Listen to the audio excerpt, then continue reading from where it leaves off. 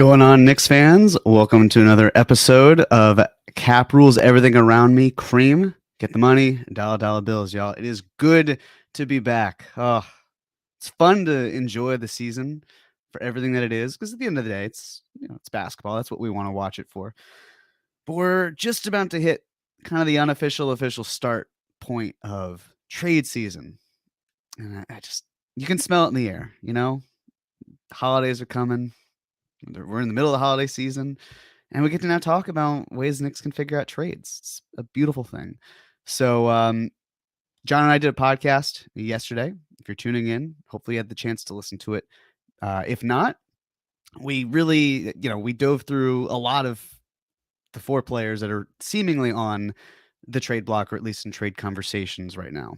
That being Derrick Rose, Evan Fournier, Cam Reddish, and Emmanuel Quickley. And John and I talked at length about these players, certain deals that could kind of work, maybe that don't, trying to understand the parameters of what might be the case, what not. Listen, I don't have the answers for what these teams want, but at least take good educated guesses to see where we go from there, and we can figure it out. And it's kind of fun to just work through these scenarios as these teams figure it out. So December 15th is the day where a lot of these trade restrictions kind of fall away, mostly for players who are signed or extended and or in free agency. And then for some of them as well, like Ryan Arcidiacono or Svi Mikulik, they basically are, December 16th to December 17th. So if they're being used in a deal, maybe it greases the wheels money-wise a couple days later. But we can get into all of that. Plenty to talk about for sure. But as we stand right now, I mean, the Knicks, things are going well. Things are going well in this moment. Winners of 4 in a row. The 6th seed would, hilariously enough, be playing the Cavs if the season ended today. And that would be pretty juicy for a lot of the narratives and storylines. But there's still plenty of basketball left. Plenty of it.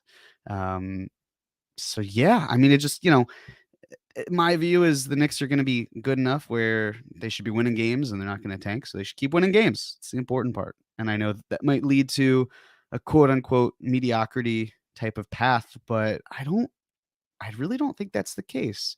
Obviously, if I were in charge, what would I do? Well, that first season, I would have loved to have really kind of dug into the draft as opposed to looking for the 4th seed. But it was still a great season, and it's not like the front office necessarily thought the season was going to go that way. Vegas certainly didn't. Randle went off. Derrick Rose, he had a huge impact. That's not what happened. And then they kept building from there. And there is a pathway to get from where we are right now to a multiple stars, superstars. It's just a tough one, and it's going to potentially come with losing players that we as fans really love, and that's going to hurt. It'll hurt less if we are able to see the Knicks finish their goal, right? Like, it's going to be sad if I see a player I love not be on the Knicks. But for me, it's more the front of the jersey than it is the back at the end of the day, as annoying as that may be. If only basketball didn't have a salary cap, all right? If it were like baseball with a payroll, it'd be great. We could just see owners spend money like crazy. Wouldn't even matter. But it's also where the fun comes in, right? All these puzzle pieces kind of fitting into play. So alas, we do have a salary cap. Probably won't change. Would be too painful for the small markets. So yeah, I know the questions probably start streaming in soon. Excited to answer those. Thoughts, comments, everything, whatever you got. I'm ready for them. In the meantime, Knicks are playing the Bulls tomorrow, being Wednesday. They're playing them again in Chicago on Friday, then taking on the Pacers. So opportunity to win 7 in a row. Be pretty nice. We'll see how Jalen Brunson's doing. Not a sprained ankle. So that's great. Very encouraging. And we'll just kind of go from there. So yeah, looking for, let's see. So as we see some of the comments kind of stream through, I'm just going to get a little bit started here. I got Jason M. So Jason says, Jeremy, Cam to the Lakers seems likely to happen. Do you think the Knicks will want Max Christie back in the deal? He's young, but he fits as a 3-and-D prospect. Eventually, I mean, it's a question of how much time might Max Christie get in this situation. So I believe I'm going to actually look at his contract situation because, believe it or not, I don't have how many years off the top of my head. Okay, he's a minimum contract guy, 2024, restricted free agent. Certainly could work out. Jason, I'd be lying if I said I've watched enough Lakers to see how he'd be playing. My thought process here, yeah, if you're the Knicks and you're able to trade Cam Reddish for an impact player, that's certainly a strong thing to do. I still wonder if they're going to keep focusing on draft accumulation moving forward.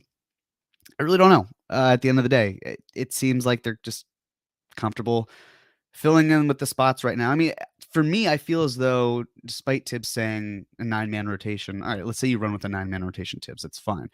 You still need at least one other guy to be there because Evan Fournier and Cam Reddish are healthy. They're just not playing. So if you can find a way to get even a 10th guy who can be healthy to fill in as a 9th guy, whatever it might be, it's really important. So, I think if you're the Knicks, you're probably looking more for something that's like a second-round pick instead. Again, it's not disrespect to Christie. I can't comment on his game as well as others can. It's just, it seems like they could find someone to fill in a little bit better in the sense of their long term. But if we're talking about the financial aspect of it, yeah, he certainly fits in line with that. It's super easy. What do we got next? Let's see. We got Justin, by the way, doing a great job. Thank you, Justin. He's wouldn't be here without him, so appreciate his his work here. Blood of DePanta. Are there any dark horse teams that would take a swing at Cam? John and I talked about the Pistons as one option, just because they're kind of throw anything at the wall and see what sticks sort of team. Where, especially this year, it's a shame that Cade's not going to be healthy. He's going to be out for the year, and a year they'd be losing games anyway, and it's going to hurt the development of a lot of other players. I don't think at the end of the day they would bring Cam in just because there are a lot of mouths to feed. They're trying to figure out situations. Again, Cam he needs to get paid. I don't think he's going to get paid a lot. It's just a question of, if you are Detroit, would you rather, is that the type of move you want to make? They did it with Bagley last year. Are they going to do it with Reddish again this year? They could, but I think other than the big thing with the Lakers too is it feels like a lot of it feels like clutch. I mean, I'm sure there might be other reasons, but it seems like clutch is a driving factor here, and they recognize that they could get talent on a buy low opportunity, and if that's while also moving out other salary they don't need. So that's a good option. But, I mean, just looking through these teams, I think Charlotte's probably set unless they're moving other players, but they need to pay guys too. So even if Cam's making like $5, $7, $8 million a year for a cash-strapped team like Charlotte, or one that's maybe a little bit more frugal, I don't know if that's their direction. Same with Orlando. Houston, they've got a lot of young guys as is. San Antonio's doing their thing without him. I'm curious about the Wizards, but they've got so many wings as is. They might move Kuzma. He's a 4, though. So, yeah, it's kind of Miami, of course, is an option. But as we said, money-wise, it feels like, are we talking Dwayne Dedmon and a second-round pick? All right. It just doesn't move me. But then again, is that the market for Cam? Can you do better than that? It's tough to say. You can't really improve his value if he's not playing, and the Knicks don't seem to have interest in playing him further, and they're winning without him. So the argument to up his value, to me, isn't necessarily there. So yeah, other than the Lakers, maybe one of the bad teams that's comfortable throwing something at the wall and seeing what sticks. I feel like the one team we can safely rule out is the Atlanta Hawks. So there are 28 other squads. We'll see if they're of interest. But thank you for that question. All right. Next, what we got?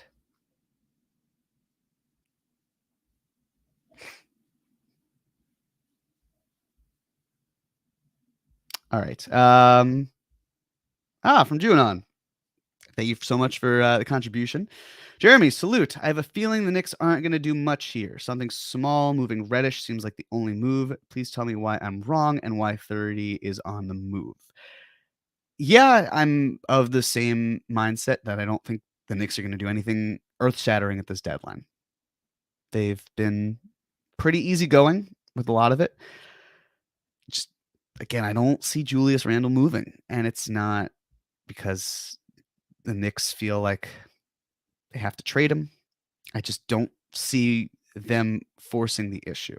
I don't see someone coming in here who's giving the impact And I understand that it is a mixed bag with Julius, but to me, he feels like much more of a kind of longer term play in terms of moving him. And there's not really a reason to do it right now. If you can't find someone else who can give you what the offensive production, at least what Julius Randle give you, and especially if he's able to show effort, even a decent amount of effort on the defensive end, then you're looking at a high impact player. I don't see who on the market is going to give you that. I don't know.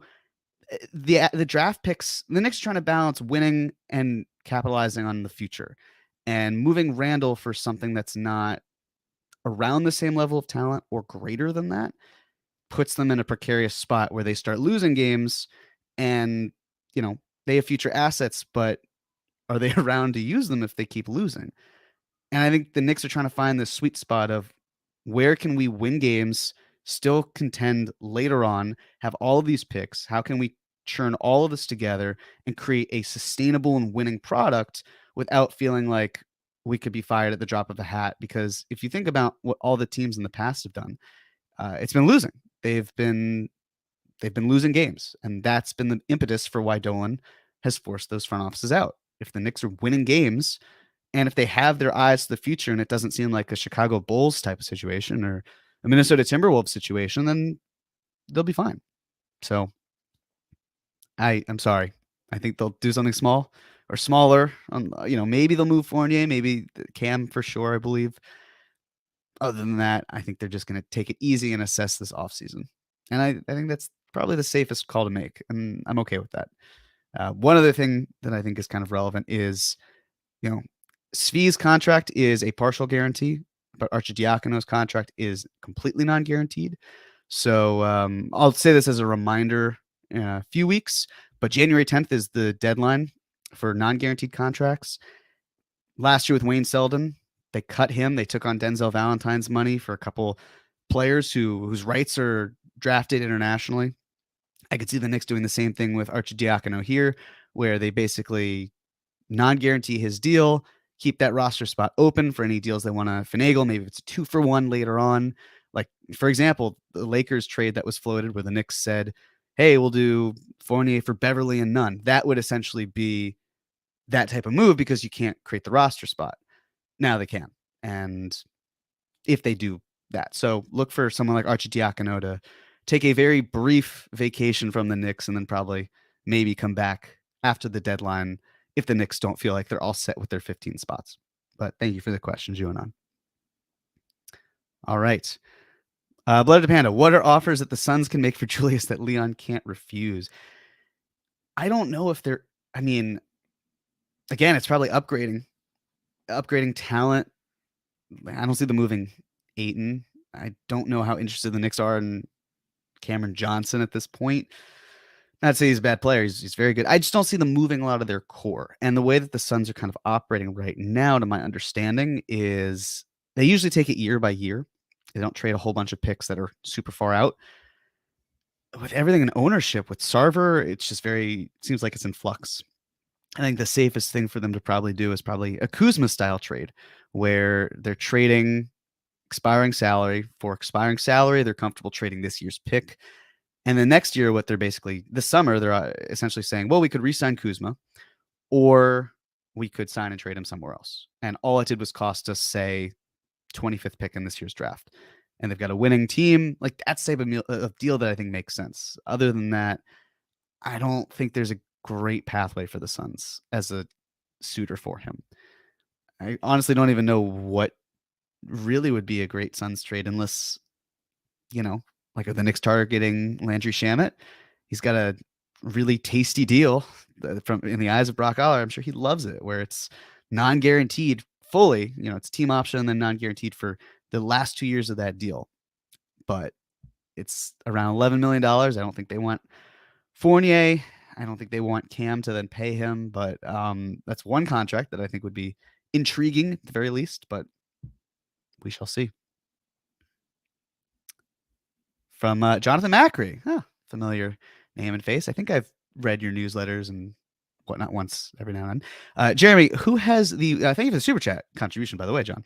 Jeremy, who has the worst contract in the NBA, and why is it someone other than my man Duncan Robinson?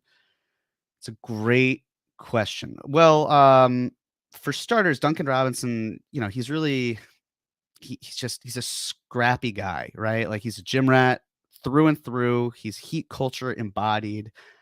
Sometimes you need a podcast host as one of the men of your 15-man rosters. Um, and yeah, that's right. NBA teams, I'm willing and able. That's right. Believe John is too, if the opportunity arises. But other than him, it's harder to find that. I know John and I went over those players yesterday. I think the Collins contract is bad, but not in a way that it's so much worse. I think the Bertans contract is pretty rough. Just it's a lot of money for a backup four. I think he's making $16-17 million a year. Gets paid $5 million to not play basketball in a couple seasons. So, John, for the sake of your sanity and your question and your super chat, I'm going to go with Davis Bertans. He's got the worst contract in the NBA. You heard it here first. So, yeah, thank you for that, John. From Juanon, side note, did Indiana's surprising start stunt the trade market? It seems like Hield and Turner were the most valuable pieces that were known to be available. It's definitely possible. I mean, their owner, Herb Simon, first time he decided to tank as he was owning the team was last year. And it was really because they had to pivot from Sabonis. Not had to, but they wanted to move off of him. They couldn't turn down Tyrese Halliburton, took on Buddy Hield. The way I see it with the Pacers, and maybe they do decide to say, you know what, forget about this season. We're going to really lean into the tank and see if we can get someone like Victor Wembanyama. Herb Simon's 90 years old. If I'm 90 years old, I don't want to go through a rebuild. I'm here for a good time, not a long time. And there's no reason why I'd be like, yeah, that's cool. And like the Nationals, their owner was in his 90s, and they're only rebuilding now because they already won the title, and they have probably no other choice because the financial payments they made were so intense with deferred roles. Like I could see the Pacers losing games and then being, yeah, all right, let's think towards the future. But I feel like a big part of it might be they're really confident in Halliburton, really like Mathurin, some other nice pieces on there, and they just try to keep winning and they try to keep adding talent. They've got 3 picks in this year's draft. 2 of them are going to be mid to late 20s. One of them might even be 30th if the Celtics finish with the best record in the NBA. But I would agree that they probably did impact the market a bit, but it seems like the Lakers were comfortable waiting it out. I think that the price point was just so high with the 2 first-round picks that they're just like, yeah, we'll wait. And kudos to them because Russ looks far better in a different role. And there's a lot of time. I mean, Miles Turner has not been the healthiest individual. So if he's not able to keep that up, then if you're the Lakers, unless you're just trading for bird rights, you probably don't need him. And when you have LeBron James and Anthony Davis playing at such a high level, I believe AD's been playing more of the 5 too. It's, it could shift him back and it works that way. But it all depends on Turner's health. So I think the Lakers should keep looking if this doesn't work out. But yeah, definitely possible. From Drippy, is a Kuzma for Randle swap possible? Would the front office consider this? All right, so it wouldn't be a 1-for-1. You'd have to have more money. It'd have to be like Kuzma and Barton for Randle, for example. I don't think it works. I mean, financially, sure, something along those lines works. But I don't think it works with what the Knicks are going for. Kuz is a good player. I want that to be clear. He is. I just think that I think they're more committed to Randle than acquiring Kuzma, an unrestricted free agent, and paying him this offseason. And, he's good. He is a good player. I also don't think he's going to come off the bench. I know in this situation or this hypothetical, he wouldn't be. But I think that they would rather roll with the player who's had a higher ceiling in his career. Granted, that was 1 season, but we're seeing him having even more efficient season than he did in the We Here year. So I just don't think it's an upgrade at this point. And there's a little bit of a risk where if Kuzma leaves, I'm sure a lot of fans will be like, great, got off the contract. It's fine. Not Randle anymore. But I think the Knicks are going to want more for that. They're going to want to continue a soup him. And if they lose Kuzma, then it's not good. And you're not going to lose Randle because he's under contract. So that's why I don't think it would happen. But yeah, it'd be funny to see Randle and Porzingis paired together, which is something a lot of Knicks fans like myself were really intrigued by when Randle was a free agent years ago. Frank Sound. My Giannis 24 question costs $250. Please look at the Bucks salary. How many CF outs conference finals outs will Giannis tolerate? Lopez is a key guy and old. IDK. Giannis 24 is possible. Salute KFS. Thanks. All right, Frank, let's break this down. So Frank wrote earlier about, hey, look at Giannis, look at what the Bucks will look like later. Do the Bucks trade Giannis? And first and foremost, look, on one hand, never say never, right? Secondly, on the other hand, it's so rare to see a legitimate bona fide superstar get traded, period. In 2024, Giannis would have 1 year of team control and a player option. He'll hit the free agent market because he's Giannis and he can do that. The question is, if you're the Bucks, why you move him if you feel like he's going to leave? Because the odds of the Bucks getting a talent anywhere near as good as Giannis in even the next 25 years is slim to none. Your windows are so short. And so if you're Milwaukee, you probably look at it as like, we can still be a damn good team in 2024 because we'll have Giannis Antetokounmpo. And from there, if he wants to leave, we can sign and trade him away. I'm sure he would be amenable to that. They wouldn't get a lot back, but they would have had an incredible run of, 11 seasons by that point. You don't really quit on talent like that. I know from the business standpoint, it makes sense where if you feel like you're going to lose him, you get ahead of it. But when you have talent that's that good, if they're not asking out, you don't trade them. You keep them. And you try to retool around them to the best of your abilities. How that works from there, we'll see. But to me, it's always been, in my mind, all right, it's a pipe dream. But that pipe dream maybe becomes a less of a pipe dream when he's a free agent. But trading for him, like with Luka, I feel like if he's so frustrated with the way that it's going with the Mavs in 3-4 years, then I understand it. Probably closer to 4 years. But then I get it. But he'd have to ask out for that to happen. And yes, unless Giannis is saying, I don't want to be here anymore, there's not really a reason to do it. Like, were the Spurs going to trade Kawhi if they believed that he didn't? If they thought he would stay, would they have traded him? Probably not, because you don't quit on that type of talent. It's just that good. So we'll reassess in a couple of years, but I don't think he's a 2024 option. I'm sorry, Frank. All right, Lumbar. Could the Lakers possibly be a landing spot for Quickley? I don't think so. They can't trade their pick this year. There is something they could do. It's funky, but bear with me. They could trade their second round picks and then kind of do like a swap sort of thing.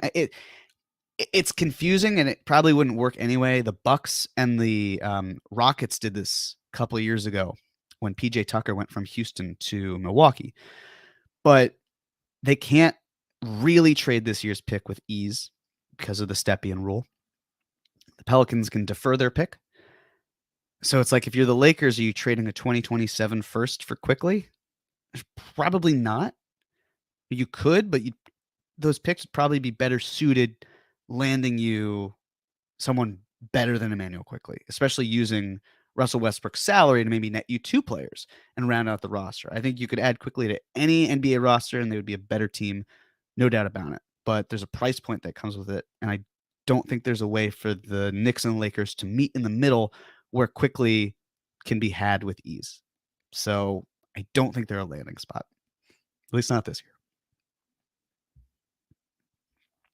Dirty Dancer, while making cap or no cap, did you find any players you would want to target with the mid-level next year? It's a great question. They're not a ton. Here's the issue with the mid-level that I was running into, which is if you're the Knicks and you're operating over the cap, so you get the full non-taxpayer mid-level exception. It's around $11 million, give or take. If your goal is 2024 cap space, unless you're signing someone to a one-off contract or one-off season, which you could do, I don't know how many players are going to be that interested. But it is good to have expiring salary. And I think so. I'll get to the question in a second, but how the Knicks operate with the mid-level is going to be really telling for this upcoming year. Because if it bleeds into 2024, then yeah, they could move it and they could sign a player and then flip him and create cap space that way for an expiring deal if they're better. I just don't know what that role would be. So theoretically speaking, let's say the starting five stays the same and it goes into next year. And obviously this can change, but let's say that's the case. Let's say Deuce is here. I'd like to say IQ is here, but for reasons we discussed, let's just leave him out of the picture for the moment, just for the moment. You've got Obi, you've got Hartenstein if he's here. If you don't have him, you have Sims. We're talking about 2 rotation spots to fill. Maybe one of them's a veteran. Maybe one of them's a player drafted this year. If IQ stays, then it's really just probably one spot at that point. Maybe not. Like, I don't know what kind of targets you necessarily need unless it's trying to use that excess salary. So in terms of the actual players, they're not a lot. That's the thing. Like you can, and I'll actually pull it up just so I have it in front of me, but there aren't a ton of guys who really seem like solid candidates. I'm sure I'll dig through, more as we get to that point and in the summer. Like Alec Burks would be a great option. I don't know if he'll be a free agent because the Pistons have a team option and they might trade him somewhere else. Like, are they going after a Jay Crowder type? Probably not. I think he could secure a longer, more lucrative deal. Well, maybe not more lucrative than 11 million, but at least more money and maybe for a team that's further along than the Knicks are. It's a weak market, Seth Curry is an option, but he's on a better team right now. So I like the question. My answer right now is probably not. Not too many guys I can think of. I mean, the Knicks have a room exception. They haven't used it. So they don't necessarily use all of their exceptions to the fullest abilities. So maybe they do, but we'll talk about it later. We'll go through the deadline and we'll get to that. I assure you, Dirty Dancer. From Kimchi Graph X, do you think Obi would give a greater return value than Randle? I don't, because again, Julius, what he's doing to me has greater value than the potential of what Obi can be. And I don't say that to put Obi down. I think Obi can be a really solid player, and when he's healthy and hopefully more opportunity to shine, that's important. It's also just it's challenge to get him to be able to play, and with Randle there, it's difficult. I don't think Obi is going to net you the value that Randle, at least in the eyes of the Knicks, will do it because, again, Randle's he's doing it. We hope Obi does it. Obi did it at the end of last season. That's important, but it's just the ends of seasons is different from like now. Now everyone's playing their hardest. There's no let up. I'm not trying to discount what Quickley or Toppin did last year. I think it was important to show out. If it were so easy, everyone would be doing it. They didn't. Those guys did. But it's really tough to say, hey, this is a consistent performer with Randle. And again, it's up and down, so maybe consistent's not the right word. But when Randle's on, he's really on. And when Obi's on, he's a phenomenal rotation player. And I can't believe it's just that word because I know it's going to be picked apart. So let me take that back for a second. I see Obi as someone who can give you really great minutes, and I believe he can be a starter in this league. I just don't think that he has the ability at this moment to give you more than Julius Randle would command in a trade. And I also don't think the Knicks want to trade Julius Randle. I think they're fine with having Obi back him up. So long-winded way of saying I don't think he would give a greater return than Randle. He's also he's like 25 years old, 24, Obi. I think he was born 98. So he's not that far behind Randle in terms of age. So, yeah. Blooded Panda, do you think the Grizzlies would be interested in swapping bad contracts?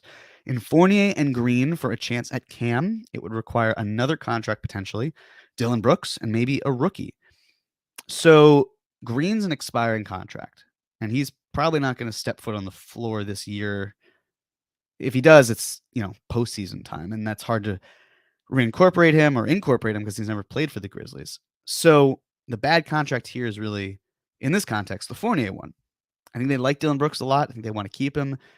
I think he brings an energy that they really, appreciate. I think he's important to them. Cam doesn't necessarily seem like an option for them because of the fact that they really just like to go in on the draft. That's where their main focus is.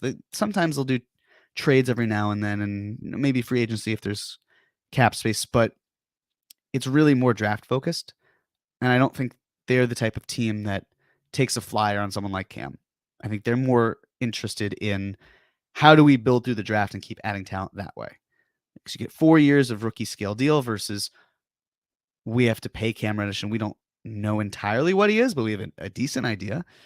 So I don't think they're the best match. It feels like a little lopsided from the Knicks' perspective. And I think the Knicks have to send a pick, and I don't think they want to do that. They said no, they don't want to do that. From Junon, what teams could use Obi correctly and also afford to trade for him? I hate seeing his talents wasted in the corner. Yeah, I'd agree. I mean, there are several teams. Like could the Wizards benefit if they're moving Kuzma? They have to pay Hachimura this year. I don't know if he's necessarily their favorite option. I also don't think they have a ton to deal since, surprise, the Knicks hold rights to a lot of their picks for the next 4 years or so. The Bulls, I mean, how's Patrick Williams' experience going? It's not as good as anticipated. That injury really affected his development. That's certainly an issue. I'm intrigued by the Timberwolves if they moved Karl-Anthony Towns, but they don't really have anything that the Knicks would want, and they're not going to sell low in that sense. The Warriors, I mean, he'd be fun there. He'd be a blast to see on the Warriors. Let's see, where else? As you get further and further down the list, it's harder to find these teams that have their picks that are comfortable doing it. Utah, maybe, and they've got plenty of cap space, so paying him down the line wouldn't be a problem. So there are a few teams. Yeah, but I keep worrying that next year is like this is the last year we see Obi and Julius, especially because if we're having the conversations with Quickley of paying him, is the same thing going to happen with Obi? To be determined. So there are other teams that could use him far better and actually cater to his strengths as opposed to being more of a spot up guy. Do they have the picks to get the job done where the Knicks clearly value Obi, but they value Julius Randle more? Don't necessarily think so at this point in time. It's more of an off-season deal, I believe. Philip Casanovas. No one wants LaVine. LaVine's a brutal year. I mean, I saw something about where a lot of his percentages are just down, points per game down. He's just not playing like a star, but he's getting paid like one. And the knee scares me a lot. I always felt that he's a good, really good player, but I don't know if he's a winning player. They've added talent. I mean, they were good when Lonzo was healthy, but now he's not. For me, it just comes down to, do I feel like on the average night, Zach LaVine is a top 20 player?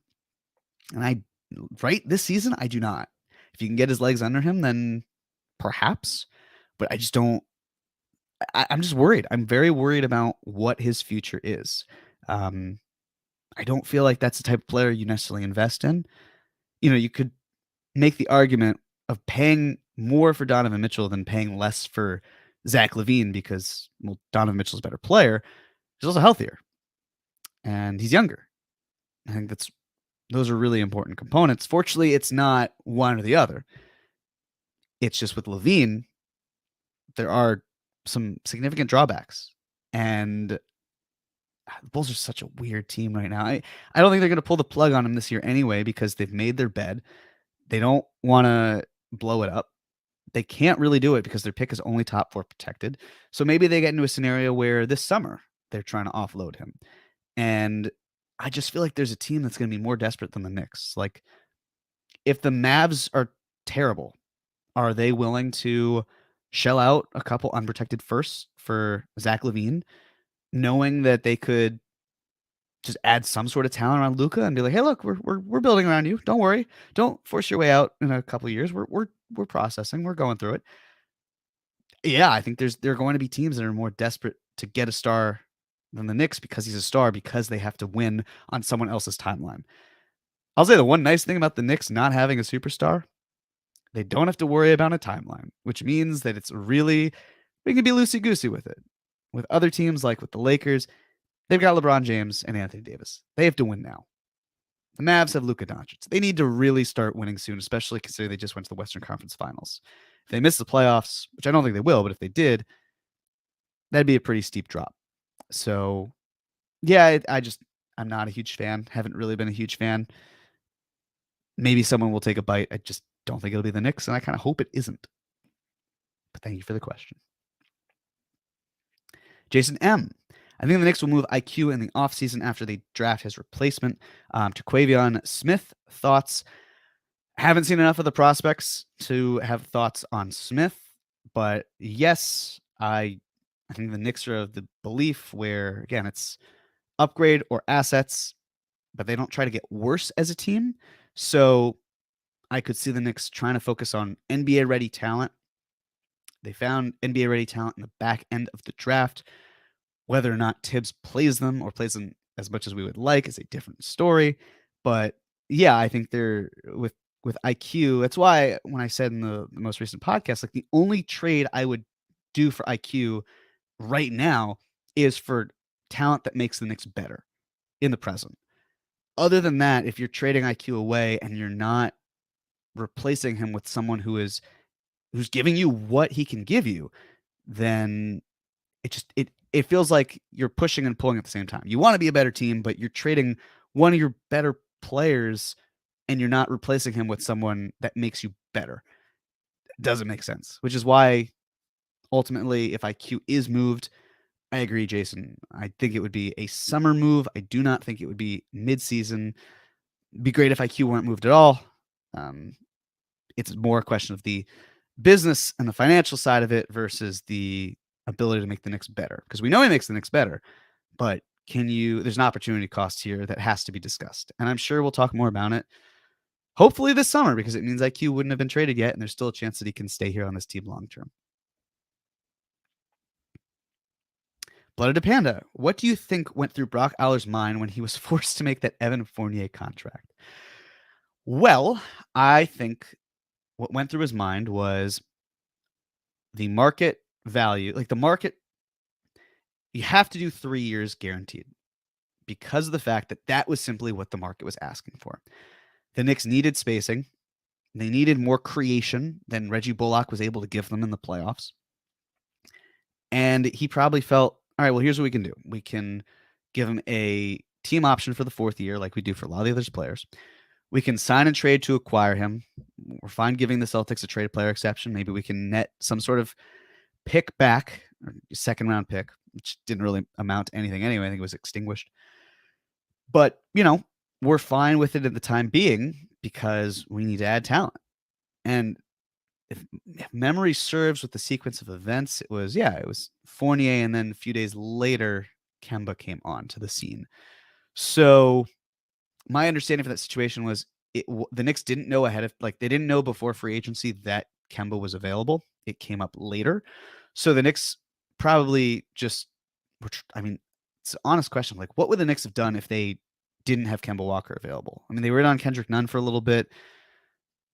I think in a perfect world, Brock is probably thinking, yeah, all right, I can live with Evan Fournier, but need someone to, counteract his defensive shortcomings. And then it didn't happen.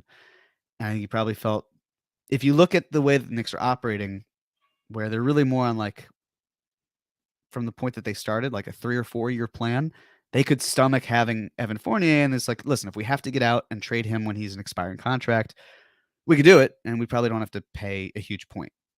But kudos to everyone involved for being able to say it's not working, Evan. We're not going to bring you on.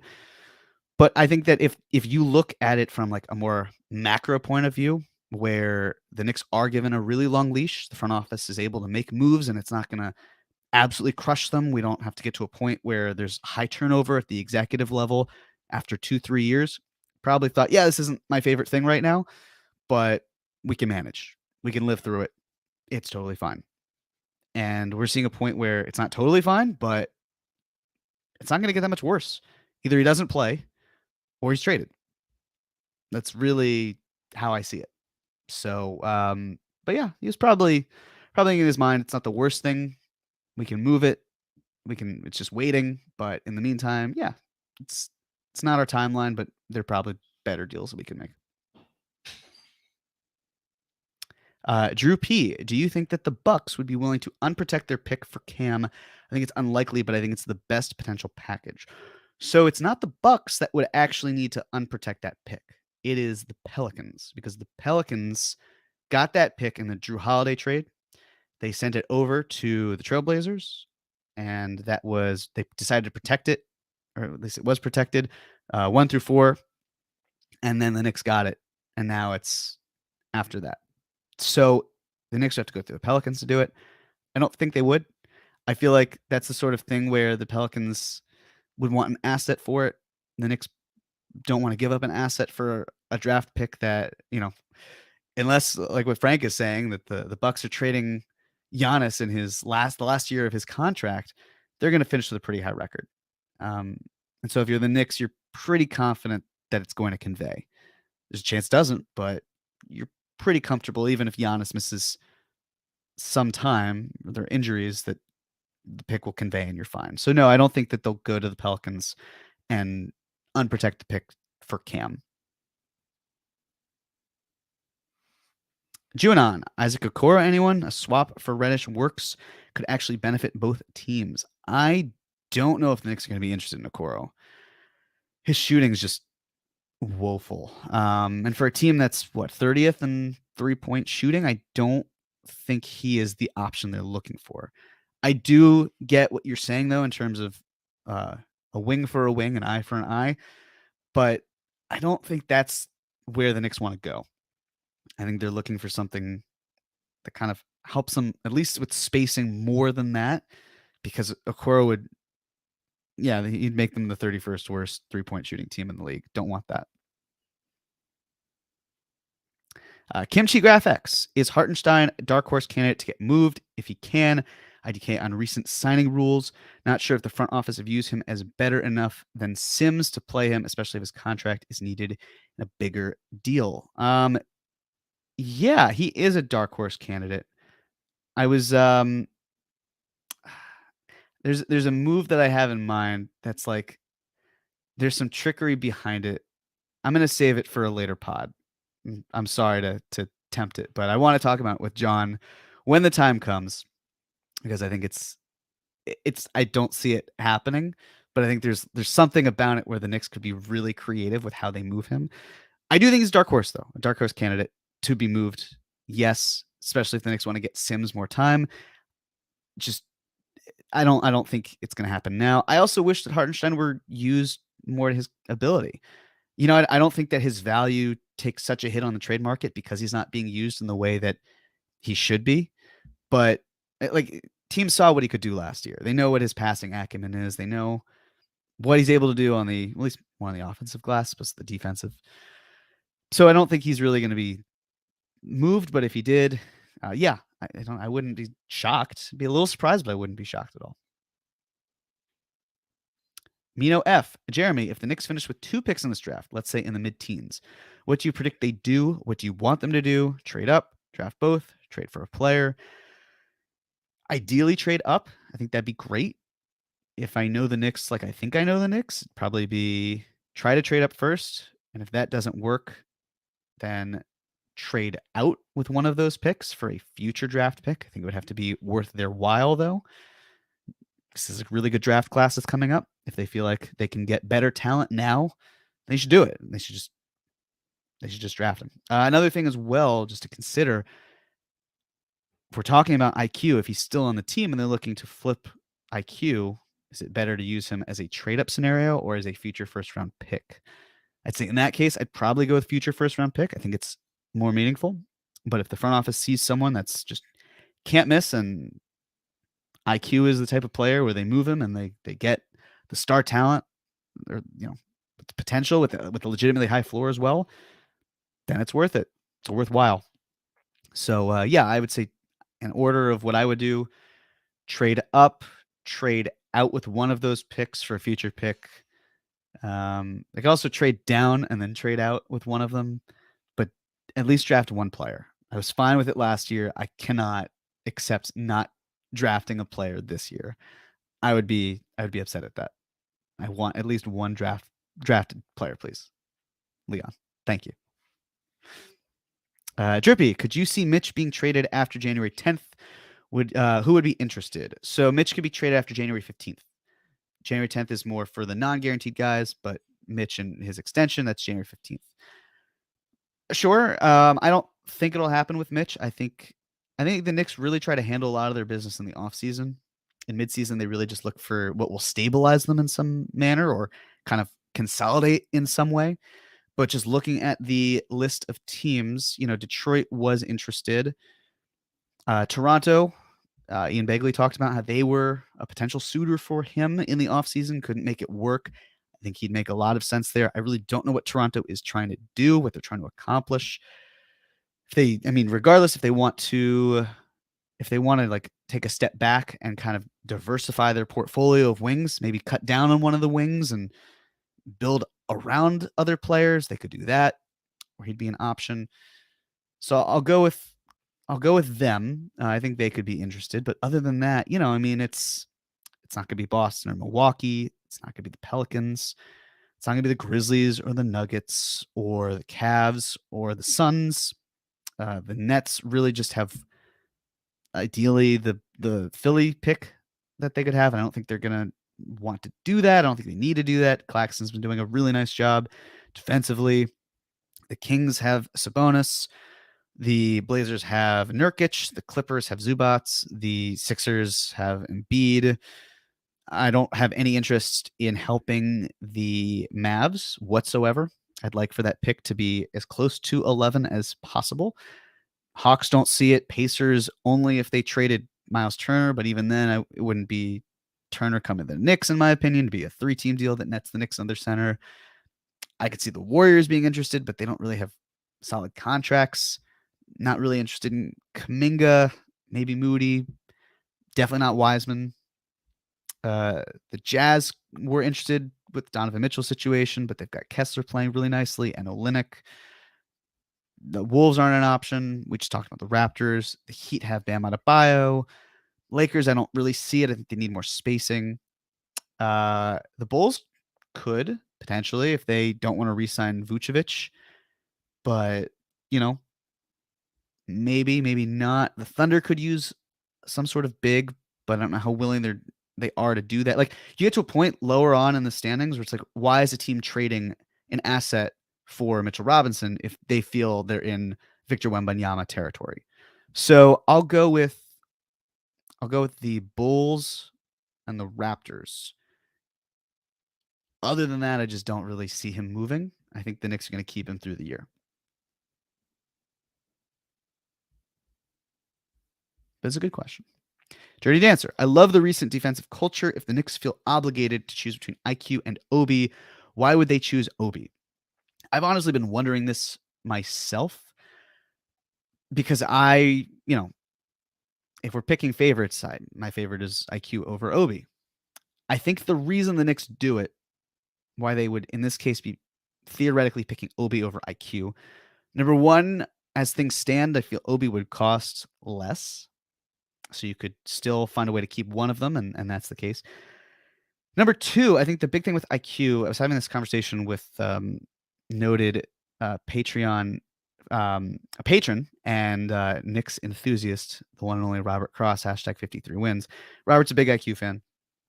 And Robert was saying, like, why is it you can't keep IQ, right? Like, why can't you still have him on this roster? And I was saying, well, one of the philosophies, if you're trading IQ for a future first or whatever, you're trying to create cap space most likely. And if you want to do that, you have to get the job done. Otherwise, you're trading a first round pick for a player who's actually young and able to help you win. And you could just keep him here. You don't have to move him. And I said, like if you moved IQ and you created cap space and were able to sign a top 50 player, then that's worth it. Unfortunately, that's like objectively worth it. And Robert said, well, what happens if IQ, like, is it that crazy that IQ could be a top 50 player? And I said, no, it's not. It's definitely not crazy. But if the Knicks are sticking with Jalen Brunson, which they will, and if they prefer Quentin Grimes as a starter, which they do, there's no promotion for IQ. He's stuck on the bench. And let's say in this hypothetical that IQ is a top 50 player. How many top 50 players come off of the bench? If there are any, it's one or two. It's slim. It's really slim. And then it's like, okay, well, how can you diversify it? How can you get something? And this is where the interesting thing comes in, right? All right, let's say the Knicks try to sign that top 50 player. Well, isn't that going to displace someone else, right? Like, you got RJ, you got Randle, you got Mitch. Are the Knicks moving one of those guys out? Because otherwise, you're just signing a top 50 player to be a bench player, or at least come off the bench. The same thing you do with IQ, and that's why I still think that there's a future consolidation type trade where is it RJ and Mitch? Is it RJ and Randle? Is it Mitch and Randle? Is it like there's so many iterations of it, but it's the point of how that all works. And I think that's why the Knicks feel like, well, if we're going to shell out money, we'd rather have it be towards a starter than someone who's, in this case, a really good sixth man. And when you look around the league, there aren't many teams that pay three guys, like all guards, upwards of $15 million. And, the good news is Quentin Grimes isn't going to be making $15 million for the next few years. So you have time. You could point to what I think is the one thing that points to the contrary, which is the Celtics, right? Like, they've got Marcus Smart. They've got Derek White. And they have Malcolm Brogdon. The difference with the Celtics is the Celtics have Jason Tatum and Jaylen Brown. And they were able to utilize the draft to get their stars. And then they could afford to not have to worry about cap space because they were just that good. And they went over the cap. That's not the direction the Knicks are going. And when everything is designed for how can we get a star or a superstar or two of them, then you have to figure in with IQ and Obi. And then it's an opportunity cost. And it's if Emmanuel Quickley is going to cost more than Obi Toppin, and you can find similar production through the draft, through trades, through free agency, whatever it is, it's just about the numbers. So that's why I feel like they would choose between Obi and IQ because of the finances. But that's a great question. I really appreciate the opportunity to be able to say that. And I hope that they both stay. But I get it if they don't. Junon, how has Gordon Hayward's name not come up yet? You feeling okay? I talked enough about Gordon Hayward yesterday and over the summer where I felt like he could use a little bit of a break. And I don't mean that as a double entendre because he's made of glass. I mean that as maybe his name doesn't need to come up quite as much anymore. I said my piece. Yeah, I'm just fascinated by how that whole situation resolves itself because he just doesn't seem like a great fit for Charlotte next year. And I think he'll go somewhere, but I don't know where it is. Maybe it's back to Utah. It'd be kind of funny. All for full circle. Mino F. Jeremy, do you think the recent circumstances of Obi's injury or Randle's improved play has significantly changed the front office thoughts on either? Which one do you think gets moved? I don't think the Knicks were going to move either of them in season unless it was for someone who is clearly better or an offer they can't refuse. I don't think either of those things happen that still make the Knicks a really good team. In terms of which I think get moved first, I guess I'll say Obi. I just think that the Knicks like Randle more than the fans do. And I think that they're willing to move him, absolutely, but it's got to be on their price point and while they can still be a good team. And if Randle's making the Knicks a better team, like we've been seeing recently, it's hard to argue with that. As much, I get the argument for like sell high, but again, you sell high, that's great. You can use those assets, that's perfect. But the Knicks don't want to tank, so it's pushing and pulling at the same time. So, but that's really future Jeremy's problem to worry about. It's future all of our problems to worry about. I don't think anything's going to happen either than mid-season. If something happened with either of them, I'd be shocked. So, yeah, but I'll say Obi for right now, unfortunately. Anthony Strano, thank you for the super chat contribution. Are you buying any of the Kuz stuff? Just don't see the fit with Jew, RJ, and Grimes on the team. No, there's no fit. He's a starter. He's a legitimate starter, and he's a 4. So if you are trading for Kyle Kuzma, you're trading for him to be a starter, and you're moving Julius Randle in some capacity. And as I mentioned earlier, don't see the Knicks doing that type of a swap. I think they'd really rather just keep Randle. He's under contract. They don't have to worry about paying him again. He's already been paid. Yeah, no, it's. I'm not really buying it. I think, as I mentioned with Phoenix, I think they're a much better option. I could see, is he going to Miami? There are other teams that I think really are better fits for him than New York, because there's a lot of hoops that need to, be jumped through in order to get Kuzma here. So I don't really buy it. I don't see it.